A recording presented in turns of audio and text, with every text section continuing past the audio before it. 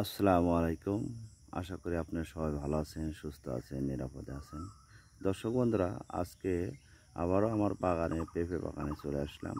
পেঁপের বর্তমান অবস্থা কেমন, কি অবস্থা, জমিতে পেঁপে গাছে কীটনাশক প্রয়োগ করতে হবে কিনা, কীটনাশক, মাকড়নাশক, ছত্রাকনাশক, সেটা দেখার জন্য আবার বাগানে চলে আসলাম। দর্শক বন্ধুরা, আজকে আমরা এসে দেখতেছি মাশাআল্লাহ প্রতিদিনই হালকা হালকা একটু বৃষ্টি হচ্ছে।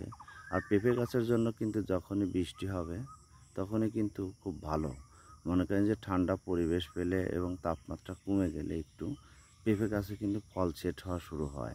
দর্শক বন্ধুরা, এর আগেও আপনাদের পূর্বে জানিয়ে রেখেছিলাম আপনাদেরকে, যদি আপনার তাপমাত্রা 34 ডিগ্রির উপরে হয়ে যায় তাহলে কিন্তু সেক্ষেত্রে পেঁপে গাছের ফল সেট হয় না, ফলের গুটিগুলো ঝরে যায়। দর্শক বন্ধু, এর আগে যে আমাদের গাছের এখান দিয়ে ফল ছিল সেগুলো গুটিগুলো কিন্তু ঝরে গেছে। আর এখন দেখেন এই যে গুটিগুলো কিন্তু সেট হয়ে যাচ্ছে, কারণ আপনার তাপমাত্রা অধিক হলে গাছের আপনার পরাগায়ন হয় না। পরাগায়ন না হলেই আপনার কিন্তু এই গুটিগুলো একটু ছোট হয়েই আপনার ঝরে পড়ে যায়। দর্শক বন্ধুরা, ইনশাল্লাহ আমাদের গাছগুলোতে এখন কিন্তু গুটি সেট হচ্ছে এবং গাছগুলো কিন্তু চেহারা সুন্দর হয়ে যাচ্ছে। কারণ অধিক মাত্রা খরা হলে আপনার গাছের কিন্তু কিছুটা দেখবেন যে কুকড়িয়ে আসে, গাছ কুকড়িয়ে যায়, গাছগুলো নষ্ট হয়ে যাওয়ার সম্ভাবনা কিন্তু ব্যাপক থাকে। দর্শক বন্ধুরা, এই জন্য আপনার যখনই বৃষ্টিপাত শুরু হবে গাছ জমিতে এবং জমির আর্দ্রতা ভালো থাকবে, জো থাকবে, তাহলে কিন্তু পেঁপে ভালো হবে এবং অবশ্যই পেঁপে গাছে নিয়মিত খাবার টাবার আপনার দিতে হবে। দর্শক বন্ধুরা, আমরা আজকে পেঁপে বাগান দেখতেছি যে এই অবস্থা।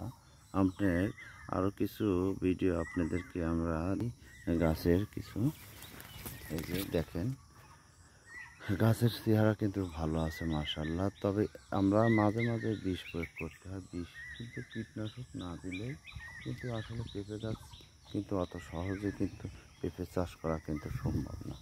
গাছে কিন্তু অবশ্যই কীটনাশক আপনাকে প্রয়োগ করতে হবে।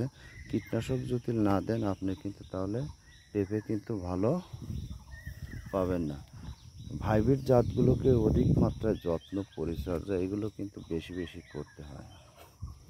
নিয়মিত আপনাদেরকে ভিডিও আপডেট দেওয়ার চেষ্টা করি আমার বাগানে। দর্শক বন্ধুরা, আপনি অনেকেই জানতে চান যে গাছের কী অবস্থা বা কেমন হচ্ছে, এবছর ফল সেট হচ্ছে কেমন।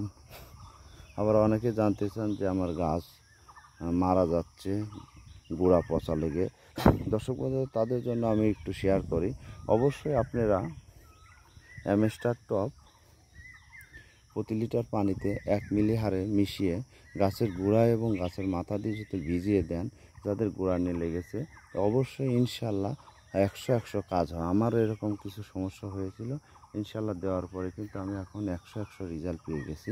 আমার এখান দিয়ে বেশ কিছু গাছ আপনার এরকম সমস্যা ফিল করছি আর কি, দেখলাম যে মারা যাওয়ার উপক্রম হয়ে গেছে পড়ায়। ইনশাল্লাহ পরবর্তীতে কিন্তু এই গাছগুলো ভালো হয়ে গেছে। দর্শক বন্ধুরা, আজকের মতো ভিডিওটা এই পর্যন্তই। যদি ভিডিওটি একটু ভালো লেগে থাকে লাইক, কমেন্ট, শেয়ার এবং চ্যানেলটি সাবস্ক্রাইব করতে ভুলবেন না। আমার পেজটি ফলো করে রাখবেন। ওকে, আল্লাহ হাফেজ।